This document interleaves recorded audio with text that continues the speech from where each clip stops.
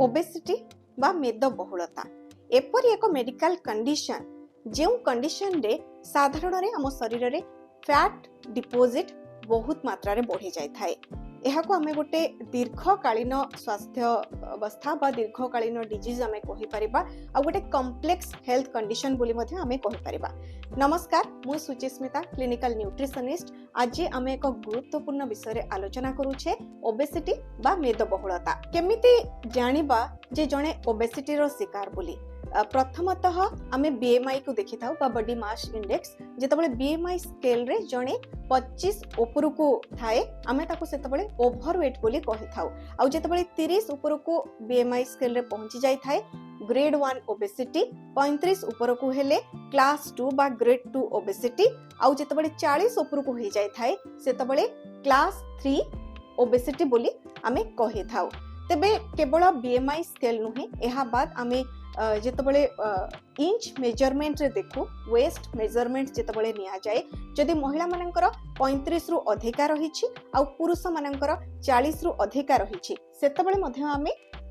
Obesity रो शिकार बोली आमे कहि थाउ। एहा छडा बॉडी फैट परसेंटेज रो मध्ये गोटे गुरुत्वपूर्ण भूमिका रहि थाए आपण ओबेस की ओबेस नुहे बोली निर्णय करबा पई की। तबे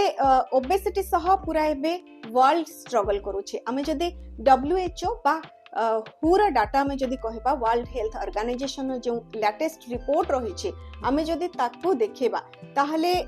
से रिपोर्ट अनुसार 2022 पर्यंत जेतिकी रेट थिला शिशु आउ टीनेजर्स मानकर ओबेसिटी रो रेट सेथिरे 4 गुणा वृद्धि पाइछि अबिका समय रे। आउ सही भली आमे जदी एडल्ट मानकर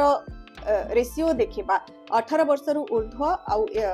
एल्डरली पर्सन जो माने रहुछंती सेमानक रेशियो रे मध्ये डबल टू आहुरी अधिका बढ़ी जाइछि ओबेसिटी संख्या। तबे काहे कि एते द्रुत गति रे ओबेसिटी बढ़ुछि, कोठी रहिछि समस्या, आज हमें से विषय रे कथा हेउछे। प्रथम कथा जदि हमें देखिबा एक्सेस कैलोरी कंजप्शन। जदि आपण जेतिके कैलोरी आपनका शरीर को दरकार ताठो अधिक कैलोरी आपण नेउछंती ताहले सेठी आपनकर ओजन वृद्धि पाइबो। ता सहित सेडेंटरी लाइफस्टाइल जेतिके कैलोरी आपण नउछंती आपण जदि सेही हिसाब रे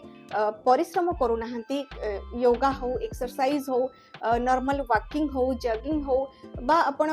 सीढ़ी रे जिबा सेबा करबा हो, आपण जदि फिजिकली एक्टिव न रहे कि सेडेंटरी दिन सारा गोटे चेयर रे बसी के ऑफिस रे काम करबा बा जो माने स्क्रीन टाइम भी अधिका रहुचे, जो मानकर मोबाइल देखि कि टीवी देखि कि वीडियो गेम खेली कि आपण जेतबेले घंटा घंटा सेथरे एंगेज रहुछंती सेठी आपणकर फिजिकली आपण एक्टिव हेई पारु नाहंती, आपणकर फिजिकल एक्सरसाइज हेई पारु नाही, आ जेतिकी कैलोरी बर्न हबा दरकार सेतिकी कैलोरी मध्ये बर्न हेई पारुनी। कैलोरी आपण जेतिकी नउछंती आ कैलोरी आपणकर जेतिकी बर्न हैला ता भितरे जो तफातटा रही जाउछि बा एक्स्ट्रा कैलोरी जोटा आपणकर रही गला सेटा को हमर बॉडी फैट डिपोजिट करि दे थाए, हम बॉडी रे स्टोर करके रखी दे थाए से फैट को। एहा बाद जदि आमे अन्य कारण गुडी को देखिबा सेथिरे गोटे बड़ रोल रही थाए आपण केते समय सोउछंती। जदि प्रॉपर्ली आपण सोउ नाहंती आपणकर स्लीप आवर जोटा 7 to 8 आवर्स रो स्लीप आवर आपण जदि मेंटेन करू नाहंती ताहले मध्य द्रुत गति रे ओजन बढ़ी चली थाए। एहार कारण हेउछि आपण जदि प्रॉपर्ली न सोइली सेतबेले ग्रेलिन जोटा आमे कहि थाउ हंगर हार्मोन, जो हार्मोनटा हमकु भोक करे थाए, आमे जानि पारि थाउ जे हमकु भोक हैला से हार्मोन बहुत मात्रा रे हम शरीर रे बढ़ी चली थाए। और ता सहित लेप्टिन जो हार्मोन को आमे कहबा जे सैटाइटी हार्मोन हमरो मु खाई देली मोर पेट फुल हे गला बा मते भोक लागुनी, जो बैलेंस टा मेंटेन करे थाए लेप्टिन से हार्मोन कमी जाय थाए हम बॉडी रे। तो आपण जेते खाइले भी आपन को लागुथिबो जे मते आहुरी भोक होउची, आहुरी खाइबा खाइबी, आ से केस रे आपण हाई फैट फूड जो गुड़ाक रोचे जमती छणा छणी खाद्य हो कि बहुत हाई सुगरी फूड होची जो गुड़ाक पेस्ट्री, केक बा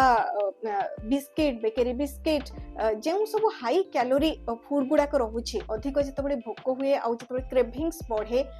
से गुड़ाक खाई दे था लोक मैंने आ जिते हाई कैलोरी कंजप्शन करे थांती तो एक्स्ट्रा कैलोरी जोटा रहिला से गुड़ाक हमर फैट सेल रे डिपोजिट हेकी रहि जाय बॉडी भितरे आ सेतबेले आपनकर ओजनटा बढ़ी चली थाए। आउ गोटे जिनस है आपणकर डाएट डाएट रो सबुठु बड़ इंपोर्टेंट रोल रही थाए वेट मैनेजमेंट रे। आपण जदि प्रॉपर डाएट मेंटेन करू नाहांती जेमिति कि जहाँ मिलला सेया खाइदेले जेतबळे समय हैला सेतबळे आपण खाइले आपणकर डाएट रे जदि फाइबर कम रहुछि डाइटरी फाइबर जोटा आमे कहू सबुज पनीपरिबा हो फल हो बा जो फाइबरस फूड गुड़ाक जमती ओट्स रागी कि एनी मिलेट जदि से सब जिनस आपणकर डाएट रे नाही ओवरऑल आपणकर फाइबर इनटेक कम अछि से क्षेत्र रे मध्य आपणको ओजनटा बढ़ी जाय थाए काहेकि ना भोकटा बहुत शीघ्र हे थाए आउ आपणकर जोटा कार्बोहाइड्रेट हो कि फैट हो कि प्रोटीन हो तार इनटेकटा बहुत मात्रा रे बढ़ी चली थाए। तो डाएट रे जदि फाइबर न रहुछि सेटा मध्य आपणकर वेट मैनेजमेंट रे गोटे बड़ रोल रखि थाए। ता सहित वाटर इनटेक आपण जदि सफिशिएंट पानी पिउ नाहांती जदि आपण वेल हाइड्रेटेड रहू नाहांती ताहले आपणको भोक हुए आपण जानी पारंतिनी जे आपणको जो क्रेविंग्स ता होउछि कि केते जण कहंती जे हमको भलो लागुनी देह भलो लागुनी मुंड बुलिला भलिया लागुछि झिमझिम लागुछि तो आमे गोटे मिठा खाइ देलु से टाइम रे कि किछटा फूड खाइ देलु कि मो बाहर थिली गोटे केक किनि किना मु खाइ देली कि किछि मु एनीथिंग जहां मते देखा गला जहां मते मिलिला जहां मो पाखे अवेलेबल मु सेटा को खाइ देली बट एठी गोटे कंफ्यूजन क्रिएट हुए आपण जदि प्रॉपर्ली पानी पिउ नाहांती ए सिंड्रोम ता आसी थाए सेते पई आपण वेल हाइड्रेटेड रहिबा निहाती जरूरी 4 रु 5 लिटर पानी आपण चेष्टा करंतु आपणकर होल डे भितरे पूरा दिन भितरे आपण पीबा पई की।